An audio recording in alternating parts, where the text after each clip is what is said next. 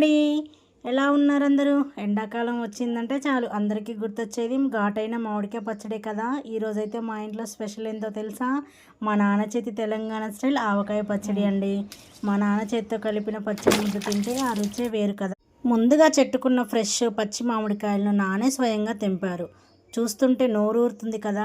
ఈ కాయలను శుభ్రంగా కడిగి ఒక బకెట్ నీళ్ళలో వేసి మంచిగా కడుక్కున్నాము. ఆ తర్వాత మామిడికాయలను తడి లేకుండా తుడిచేసామండి. కాటన్ క్లాత్ మీద వేసేసి ముక్కలు కొంచెం ఎండబెట్టేసి ముక్కలు కోసుకున్నాక ముక్కలన్నిటినీ ఆరపెట్టేసుకున్నామండి. ఒక పెద్ద గిన్నెలో వేసి కొలుచుకున్నాము. ఇక పచ్చడి అసలైన మజా కోసం నాన ముక్కల్లో కొద్దిగా నూనె వేసి కలిపారండి. ఇంకోవైపు పచ్చడి మసాలా కోసం ఆవాలు మెంతు పొడిని మంచిగా జల్లెడ పట్టి రెడీ చేసుకున్నాము. ఇప్పుడు అసలైన ప్రాసెస్, ఒక పెద్ద బౌల్లో కారం తగినంత ఉప్పు, జల్లెడ పట్టిన ఆవపిండి, మెంతిపిండి, ఇంకా కొన్ని ఆవాలు మెంతులు వేసి దాంతోపాటు దంచిన వెల్లుల్లి రెబ్బలు, వలిచిన వెల్లుల్లి రెబ్బలు కూడా వేసి నాన చేతులతో మసాలాను ముచ్చటగా కలిపేశారండి. మసాలా అంతా బాగా కలిసాక ఒక ప్లాస్టిక్ డబ్బాలో కొద్దిగా నూనె పోసి పక్కకు పెట్టుకున్నాము. ఇప్పుడు నాన మసాలా పొడిలో మామిడికాయ ముక్కలు వేసి మసాలా అంతా ముక్కలకు పట్టేలా మంచిగా కలిపేశారండి. ఇలా మసాలా కలిపిన ముక్కలను నూనెలో ముంచుకుంటూ జాగ్రత్తగా జాడీ డబ్బాలోకి ఎక్కించామండి.